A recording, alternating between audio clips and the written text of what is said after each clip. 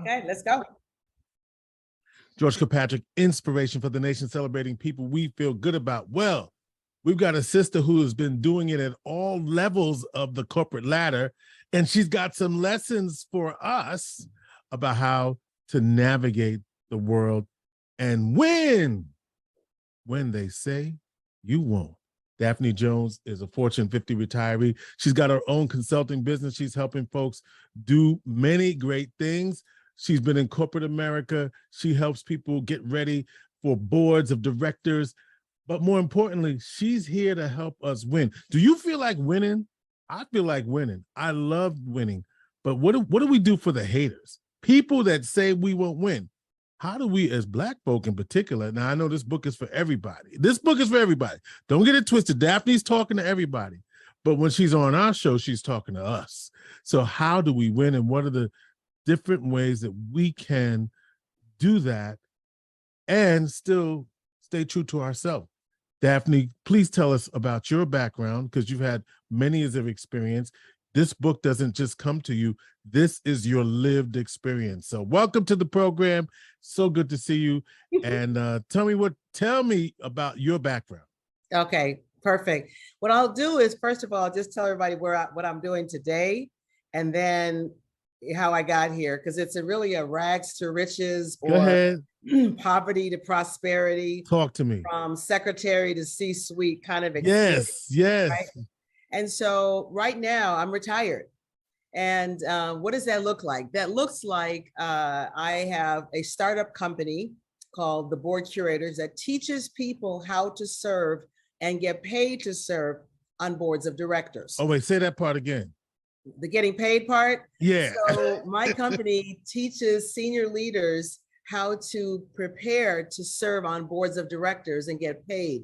So I currently serve on 3 company boards today. One is an aerospace company, one is a healthcare staffing company, and the third one is a door designer, manufacturer, and distributing company out of Tampa.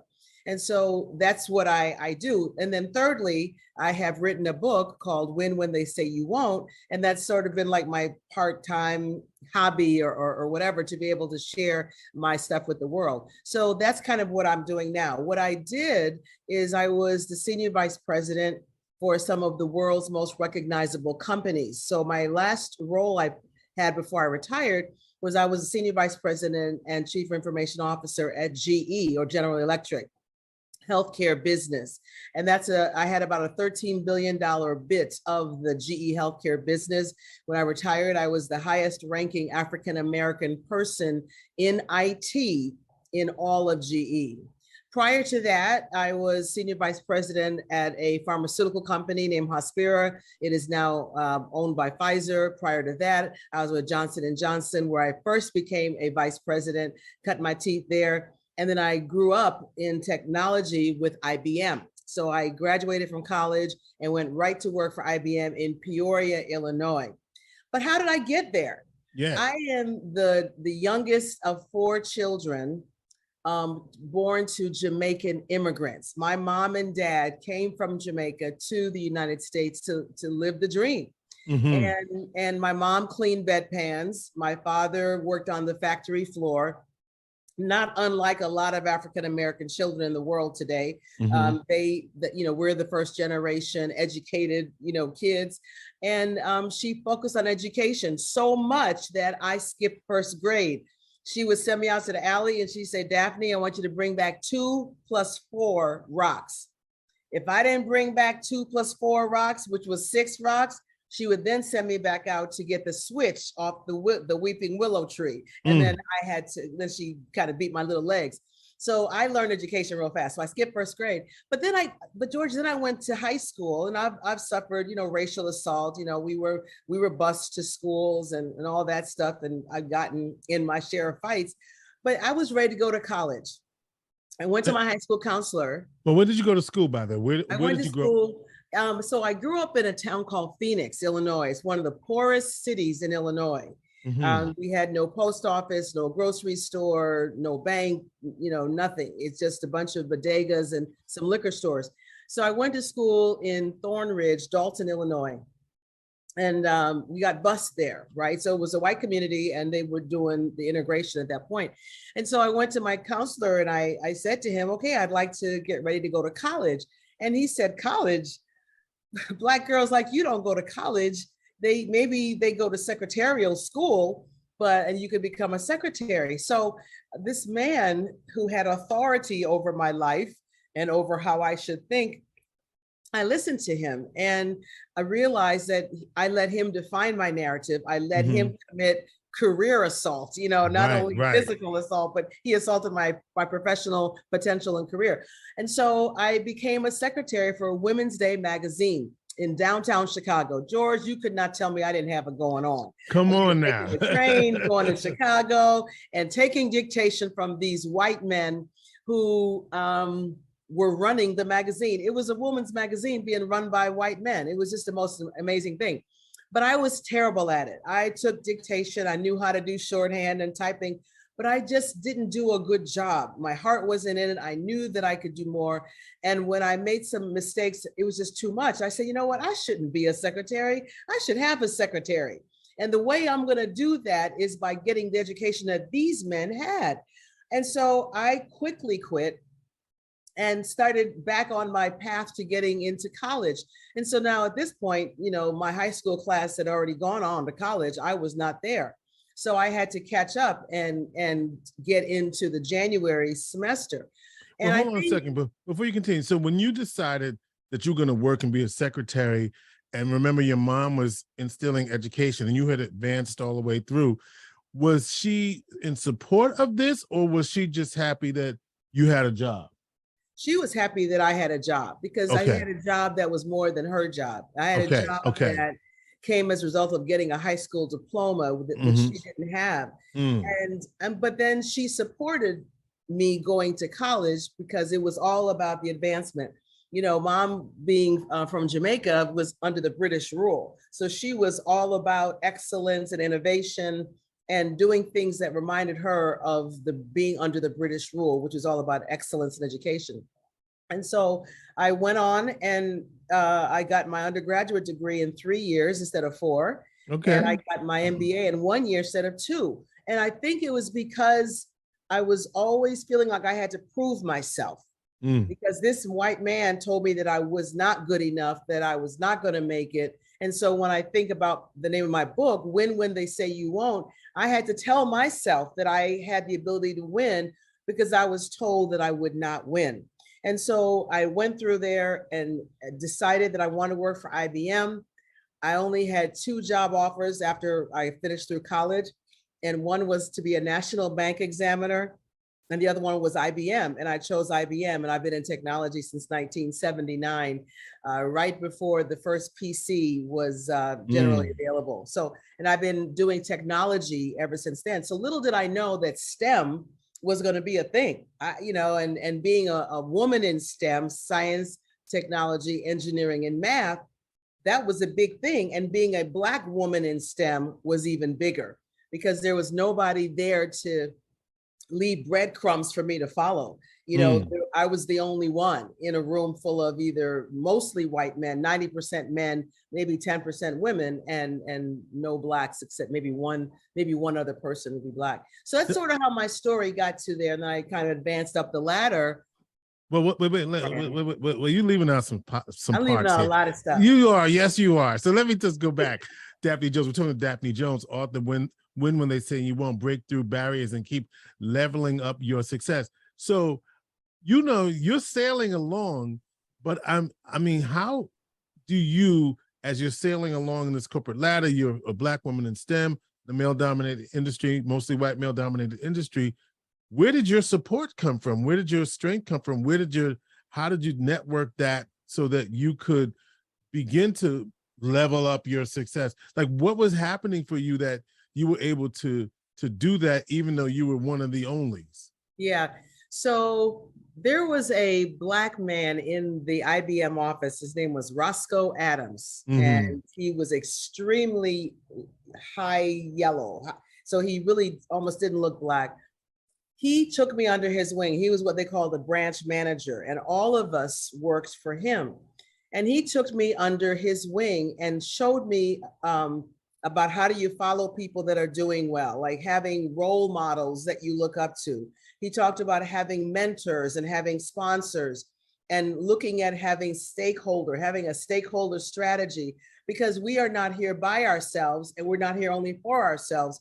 So he would tell me that I had to find people, whether they were white or black, no matter what it was, and find out people who are going somewhere. And if they're going somewhere, then hitch on to their coattails or their wings, because they say that whoever's in your circle may not be in your corner when it's time, when things are going rough. So wait a minute, wait. Somebody needs to be blessed right there, Daphne. Hold up. Everybody in your corner is in your circle is not in your corner.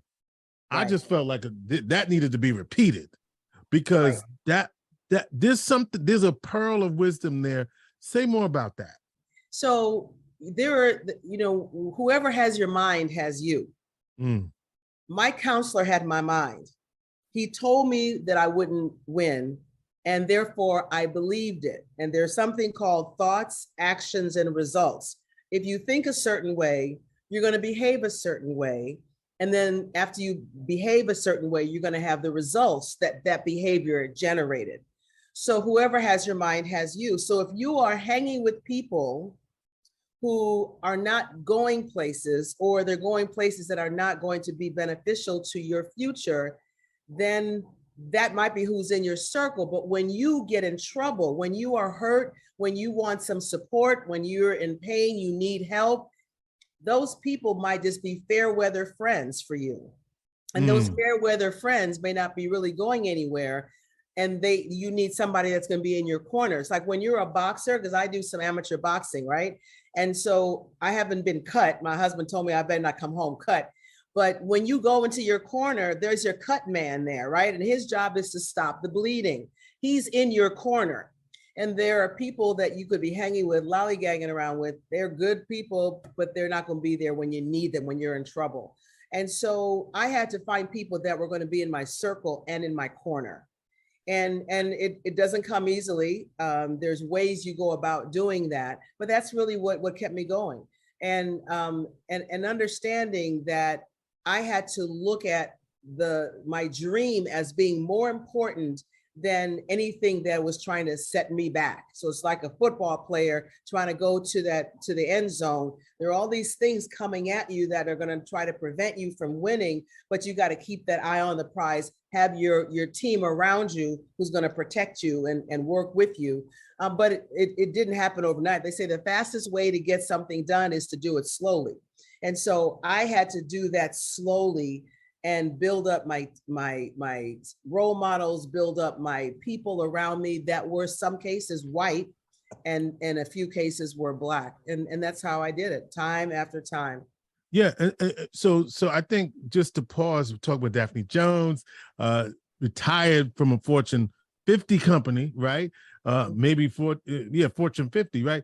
Let's talk about this, because when you say that, you had to go fast, sometimes you have to go slow, and you build your networks, and that your networks were the people that were in your corner, multiracial, multi-ethnic.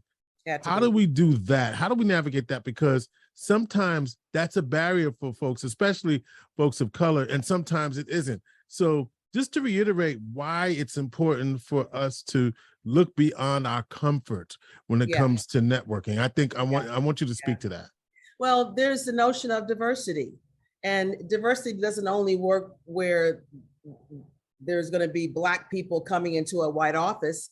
There are times when we need a white person to come into the Black room as well. So having diversity is important, and diversity of the input, in my opinion, improves the quality of the output. So if I have people that just say yes to Daphne, looks like me, thinks like me, dresses like me, there's no diversity. There's no growth in that. There's no looking beyond what we already have. That's called confirmation bias, where everywhere I turn, people are just telling me yes. And as Colin Powell said, is if everybody's telling you yes, then somebody's redundant.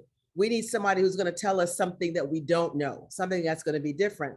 And so One of the things that's in my book is I talk about how do you get a mentor, and you find somebody in your community. It doesn't only have to be somebody that you work with.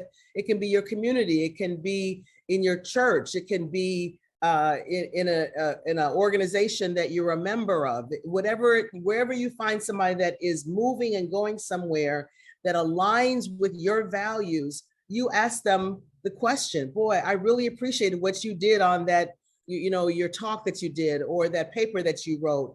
Can we talk a little bit? And I'd love to pick your brain about what you're doing. And I tell you, George, people love to talk about themselves. So if you get somebody in a room and you're asking them about how they succeeded, how they did something, you'll have their full attention. And then you say, that's really interesting. I'd like to try that. I'd like to try what you just did. Do you mind if I come back and talk to you again about what I tried? And they're like, yeah, come on back anytime. Next thing you know, you've got a mentor who's willing to give you more of what they gave you the first time. And so you first have to say, I know that I don't know everything. By myself, I know very little, but with all of us together, we know everything. How do I find those people that with me can know everything so that I can learn even more? So your mindset has to be open, because there's a growth mindset and then there's a fixed mindset. Mm-hmm. If you have a growth mindset, George, you believe that there's more to learn. I can do more. I can be more. I want to measure my growth. I want to, attain. If you have a fixed mindset, you say, I know who I know. I've gone where I've gone. I know exactly what I should know, and I can't know anymore. If you have that fixed mindset, it'll be very difficult for you to say, you know what? I want to talk to that person. I want to see what they know. I want to see where they're coming from. And it starts in the mind. What I'm thinking about, Daphne, is there a cutoff to this growth? In other words, I'm thinking, does this apply no matter what age you are? That's the question I have. Because, is this something that, like, you're a retiree, right? But you have another hustle going. I don't want to call it a hustle. You have another business. Yeah. But right? Because someone told me when I said hustle, it made it seem like it was belittled. No, I'm saying you have a lot of things going. So I'm saying, does this work for people who are retired or people who are just coming up? And how do you see this applying at different levels of life? Yeah. In other words, I'm a retired age, though I'm not retired. So would this apply to someone like myself? I think it would. I'm going to give you a backdrop about where my thesis comes from. Yes. I'm a programmer by nature. I used to program computers back in the day. And all of us know what this is, right? It's an iPhone. Yes. And you know what version the iOS operating system is at today? Wait, hold on. Wait. Is it 16? Yes. Yeah. It's 16. And do you know where it probably started at? What number it started at? 1. Probably started at 1. And do you think it went from 1 to 16 in 1 year? No. 2 years? No. 10 years? Maybe. But it didn't happen right away. Right. I am on version. So I believe that we can be like products.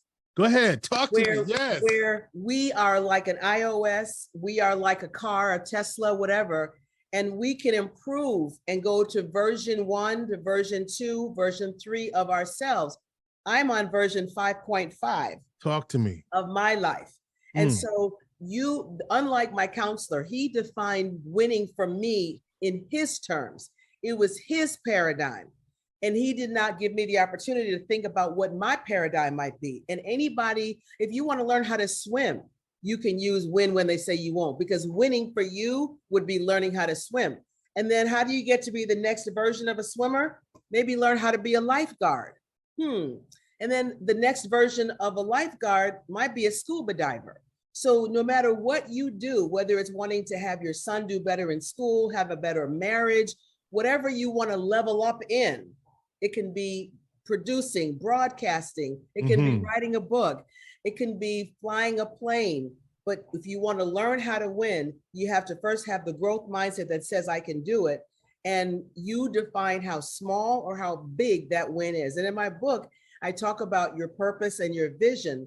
And then I get into having a bodacious objective. People, we have all these little goals, but then we don't aim very high. So I kind of push you to aim really high because, you know, you may not make that, but you'll certainly be higher than where you might have aimed if you only aimed at a little jump from where you are.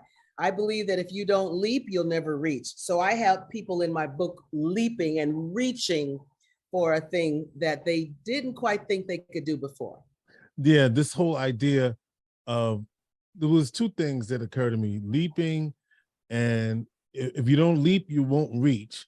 Right. What I'm hearing you say is you got to take chances, or you have to be willing to jump. It reminds me, I was in, I did something really physically that was impossible. And they have these, what they call cenotes, where you jump into a pit. Oh no. Yes. Okay. Yes. And then I have a fixed mindset right now. Right. So you go to this top of this hole, and underneath the hole, about 30 feet below or something like that, is the water. And I had to jump. I chose to jump into this pit, and it took me like basically a half hour to decide that I was going to do this. I'm watching all these people, and every time I went to do it, I came back. But once I did it, it clicked for me, this idea of jump. Sometimes you got, and so this idea, I'm connected that to leap. Yes, right? Exactly. You're right. Because now I'm saying, if I can do that, then what would be what else can I do? Right. And there's something called suspending disbelief. Mm-hmm. If you have a box of disbelief, all of your doubts and your issues and your fears are in this box.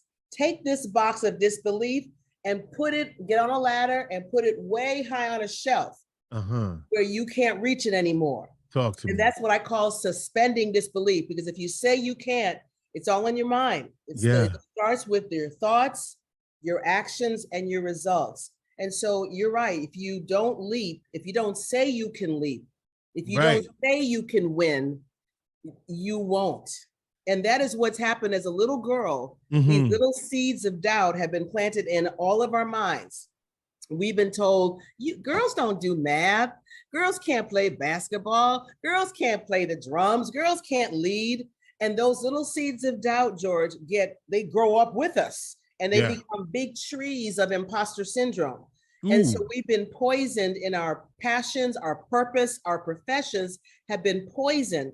And I want to have an antidote, a self-administered antidote that somebody can read and say, okay, I know how to get rid of this feeling of insecurity, this feeling of imposter, because if this Black girl, this Black chick from Phoenix, Illinois can do it, I know I can do it. And that's what it's all about. It's in your belief. I interviewed the late B. Smith, entrepreneur, restaurateur, fashion guru. And this is to your second point about thinking boldly, being bodacious. That's the word you use. Yeah. And she said it takes the same amount of energy for a dream that's this little for a dream that's this big. In other words, it's the same energy. So you might as well, in your words, be bodacious. In her words, dream bigger. And I have something called Bo, Mo, and No. Okay. Bo's is your bodacious objectives, B-O. Yes. Your moderate objectives are your MO, and your not unnecessary, non-essential objectives are your no's. And so one of the reasons why people fail is we got too many things we're trying to carry. We're working on things that are no's, that are non-essential. We're working on things that are moderately, essential, and we're working on things that are bodacious objectives. We should be picking one bodacious objective, maybe one or two moderate ones, and the rest you delegate. That way you're focused on what is going to help you to win. If you try to do 20 things, it's not going to work.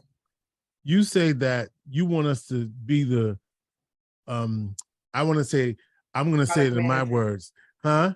Product manager? Yeah, I was going to say, but I was going to get cute with it. I was going to say, you want us to be the quarterback of our own life and call our own plays. That's right, on the field. Right. That's exactly right. Instead of watching your life go by and you're over here on the sidelines and somebody's carrying your ball or carrying your dream or carrying a vision of you, and you're like, well, how they do that? Yeah. You've got to be the quarterback of your own play. And I look at us as being a product. And I was not playing when I talked about being an iOS, but just think of a product. We are like a product. Mm-hmm. George, a product has a customer.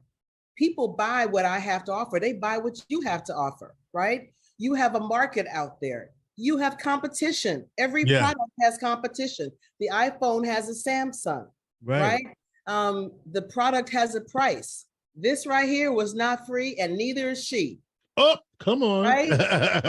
And with this price better be value, that whoever's paying for me needs to receive the value. And oh, by the way, there's not too many cars that have not been redesigned, reinvented, improved over time. And if something does not improve over time, it gets put to the bottom shelf. It loses its value. It loses the desire for people to have it.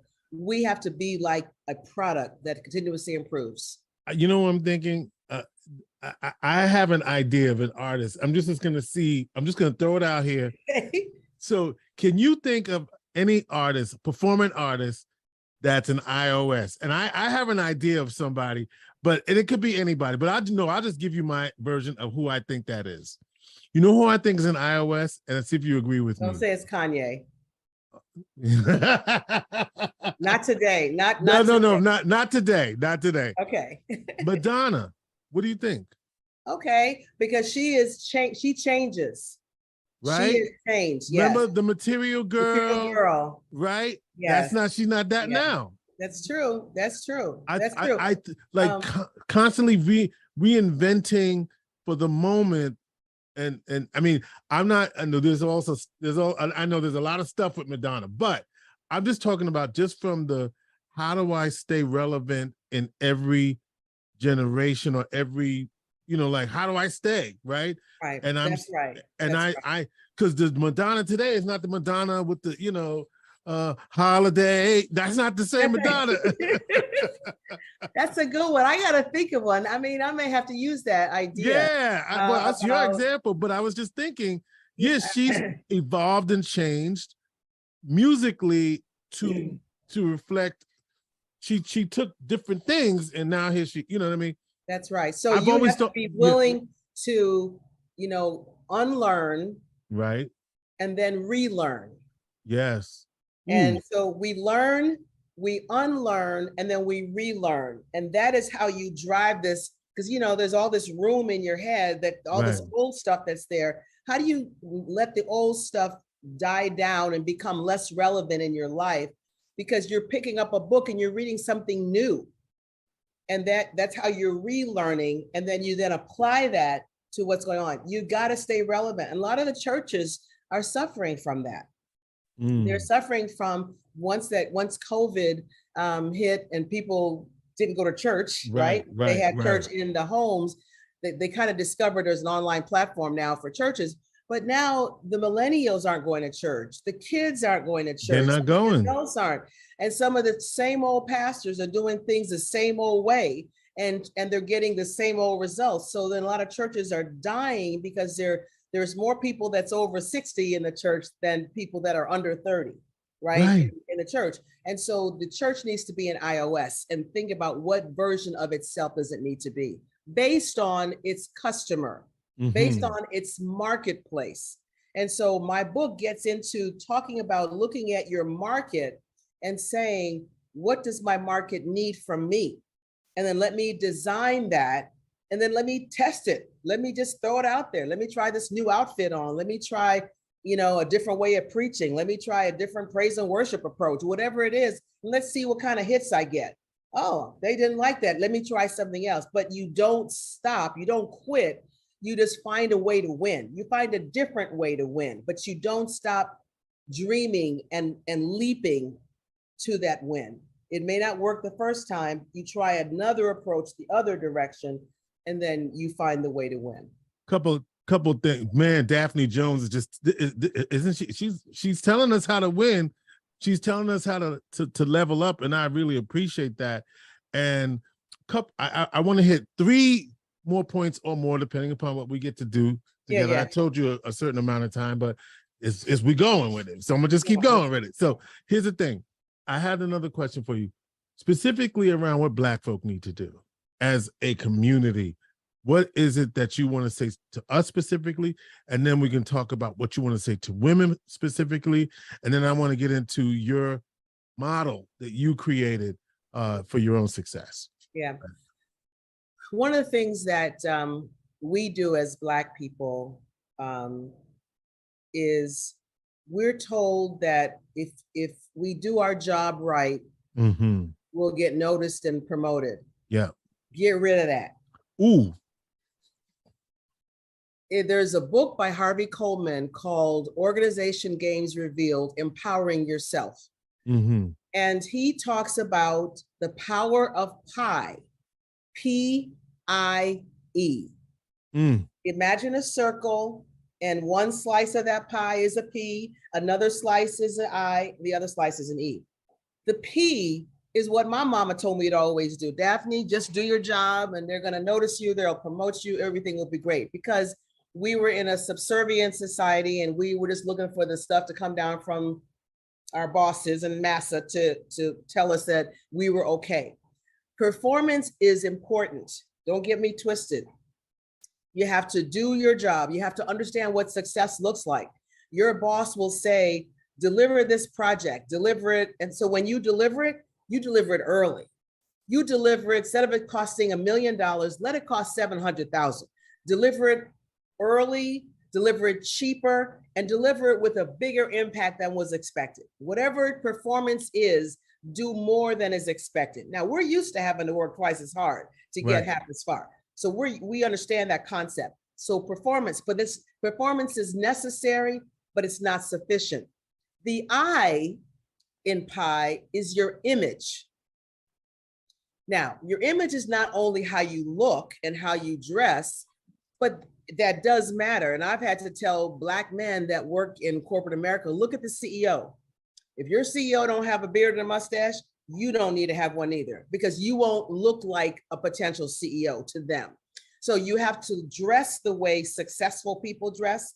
You have to, walk and read what successful people read in your company.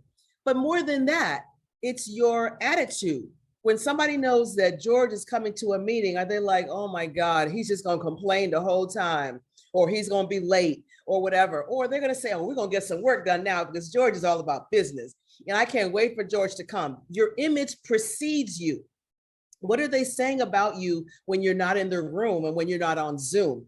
That's your image. And your image needs to be good. It needs to be healthy and open and collaborative. And you take risks, like you talked about leaping, and that you're a company guy, all those things that are important, and the values of the company. Number 3 is the E. That's your exposure. Who knows George and who does George know?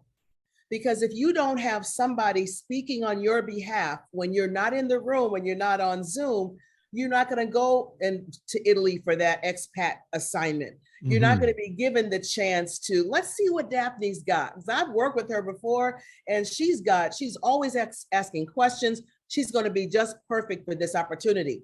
But if they don't know you and you're just down there on the floor, just doing your job because your mama told you, just do your job and they'll notice you. No, you have to be exposed. And so Black people have to do more than the P. We have to understand the I, and we have to also do the E. And I'll say one more point. We're emotional. We have to not take things personally, but we got to take things strategically instead. I get you. Okay. I'm reviewing what you just said about the PIE, the performance, the image, and the exposure, right? Yes. Is that as much of a important today, because you have many CEOs, entrepreneurs that are not doing the button down and all of that. So are you saying, depending on, in corporate America, I would say more or less. It depends on where you are. Right, because in entertainment and in other facets right? Nonprofit, it's a different Well, world. how do they behave? So the question is, what does winning look like? So I'm in the not-for-profit organization. Who's Right. winning over here? That Ah, person's winning. Let me see what they're doing. Let me see what I they're see. reading. Let me see what organization they're a part of. Right. And I'm going, my image will be of that organization that they're a part of. So it's not, you're right. It's not a tie button down. It's in your organization. You have to understand. It's like the basketball players, they have to dress a certain way before they come to the NBA game. They can't dress any kind of way. This is right. That's how it works in the NBA. And in baseball, I see some of the fattest baseball players I've ever seen in the world. So they don't have to work out like basketball players do, but so everybody has a different thing they need to strive to be a winner in that realm. And so you're right. It's a great question. I think the next one was about what women have to do when they don't have the support. Yeah. How do they win? Know that imposter syndrome is one of the biggest things that we have dealt with. I've dealt with it. I've been told that I wasn't going to be this, I wasn't going to be that. And we grow up with that imposter syndrome in our mind and we're afraid. Know, number one, that you're not by yourself. Many women feel that way, right? And know that you can find someone in your circle, in your corner, that will be able to talk you down off of that and then talk you into making that leap. You are amazing. You have won. If you're 25 years old, you have won something in the last 12 months. If you're 35 years old, you have gotten promoted before. If you're 40 years old, you ran a not-for-profit 10 years ago. You have done things. And if you won before, you win again. And if you fall down, you've fallen down before. You just got to get back up. You have to, but you have to know in your mind and suspend disbelief. It is the mind is the most powerful thing that can, how you talk to yourself. My husband is 6'4", and I tell you, based on how I talk to him and what I infuse into his mind, he can become 5'3" in a minute because of the mindset. So women, we got to know imposter syndrome. That's impossible is not a fact. It's somebody's opinion. And the word is not impossible for us anymore. It's inevitable. Let me also ask you about how systemic racism shows up and how do you win when that is showing up? Because, let me just stop right there. In my book, I talk about what happened with Supreme Court Justice Ketanji Brown Jackson. When she was, they said, okay, she's got it. She's in, or however they did that. And everybody got up, started clapping. I'm not sure if you saw the shot where I'd say 30, 40 white men stood up, turned their backs on her and walked out. And I liken that to, and they did that on TV very publicly, but I liken that to our bosses who don't give us the promotion, our bosses who don't give us the budgets that we have asked for, to the inability for Black people to get capital from investors so they can start their own business. I liken it to the healthcare system, systemic racism, that, as we were talking earlier, you got to be your own advocate because their job is going to be to not take care of you as they will take care of their own. It's the judicial system. It's the education system where they'd rather just let you shuffle along or give you a drug because they say you have ADHD or something, than really try to teach the students. And so all of that abounds within us. And so we have to know that we have to take matters in our own hands and define what success is. And so when I talk about performance, you've got to perform. And you got to let your person, your boss, your supervisor know, this is what I did, this is what you asked me to do, and make sure they understand the role that you played in making that win happen. People love heroes, right? And even in my environment, I was with a company and they told me that I dressed too nice, as if me wearing blue jeans would make me a better leader. And I said, why didn't you tell me this? I've been here for 4 years. He said, I was afraid you were going to go Black on me. Ooh. So people think these kind of things about Black people, but you have to, again, not take it personally. Otherwise, we'll get mad. Don't get mad. As Ivanka Trump said, get everything, right? Ooh. Find a way to win with your performance.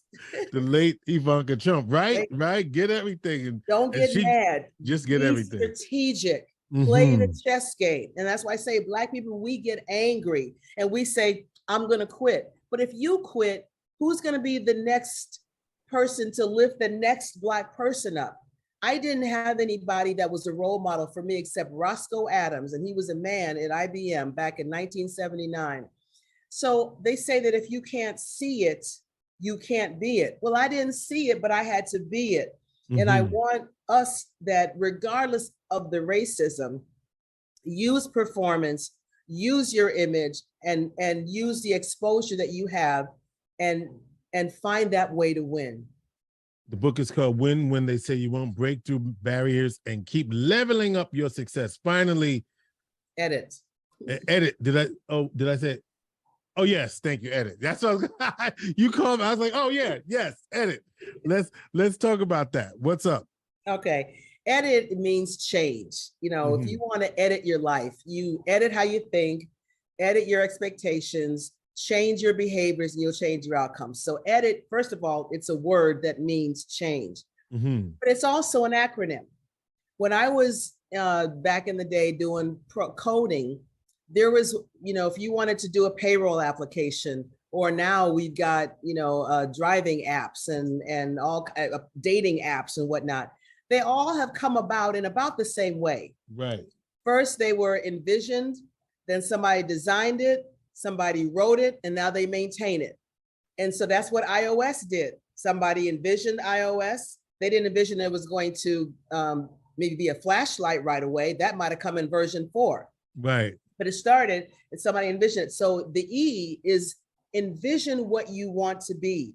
And it's not what you're doing, because we're human beings. So we're not human doings. So what is it that we want to be? And your envision is, what is that? And it's based on what you've done well. It's based on what you haven't done well. And it's based on your purpose. So I spend the first 3 chapters going into, what do you envision your life will be and you want to be? Well, after you envision that and you make a commitment, because you're going to write a commitment to yourself, then you design your path to get there. What do I have to do? What are the 10 steps that I have to do? I got to prioritize those things. Like I said, they're bodacious, they're moderately important, or they're not important at all. And you find that out. But while you're doing that, you get into the 5 F's. I had to realize the hard way that there are 5 F's that make up who I am. It's my faith, it's my family, it's my finances, it's my fitness, and it's furthering my career. Many of us are focused on furthering our careers, but they don't realize what the impact of furthering our careers might have on our family, or have on our fitness or our health. And I don't mean physical fitness only, but also our emotional fitness and our mental fitness. And so when you're going through this, I have you look at, how is your relationship with your family? Is it a 5 or is it a 1? Because it's not going to get better unless that is the vision that you have, is for you to have a better family situation. So I have you go through that. So your E is your envision, your D is your design, and then you put it out there. You've designed this plan, put it out there. You want to be a scuba diver, you want to be a better public speaker, you want to learn how to fly a plane. You start experimenting on that and you get feedback from the environment. Okay, they didn't like my speech. What did they like? They don't, right. You don't get mad. You take this strategically and understand, how can I do better the next time? And then after you become that goal that you set, you have transformed. And you don't only just transform yourself, George, you have transformed the people around you. I now am a better person, and now I'm going to help make other people better as well. And so I believe that we're not only here to be a product of the environment, I think the environment should be a product of us. Amen. And that's what Edit is all about. Well, so we're going to envision, we're going to design, yep. We're going to iterate, Yes. All right. We're going to just keep iterating till we get it right. And then we're going to transform not only ourselves, but others. Love it. Love it. Love it. Love it. Well, what is okay, so we are winning when they say you won't. How to break through barriers and keep leveling up your success. All right. Daphne Jones, this book is available now, right? You can pre-order it now. Yes. But it's going to be available in bookstores November 15th. Barnes & Noble. You can Amazon it right now. And pre-order. And pre-order, but it'll be available in stores November 15th. Daphne, what is the one thing so all of what we talked, what's your take to do right now for our listeners? Don't take no for an answer. Don't tell yourself no, and don't take no. Impossible is somebody's opinion.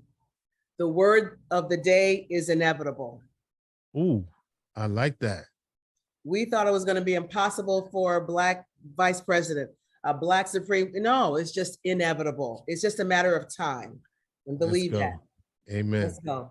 All right, Daphne Jones, she's a winner. Win when they say you won't. Break through barriers and keep leveling up your success. We just hit the tip of the iceberg and all the great pearls. Get this book, pre-order it on Amazon. Look for it in bookstores on the 15th of November. And also they can get on DaphneEJones.com/book and they can get a free copy of my intro. If they want to see what the book is all about, go on there and then you'll see the button to get a free introduction. DaphneEJones.com, where you find Daphne, and Daphne is doing it and has done it and continues to do it. DaphneEJones.com. And you can also find out all the ways you can order the book as well. Get that book. Yes. Let's make it a bestseller, y'all. Daphne Jones, right here on Inspiration for the Nation. Daphne, thank you so much. Thank you.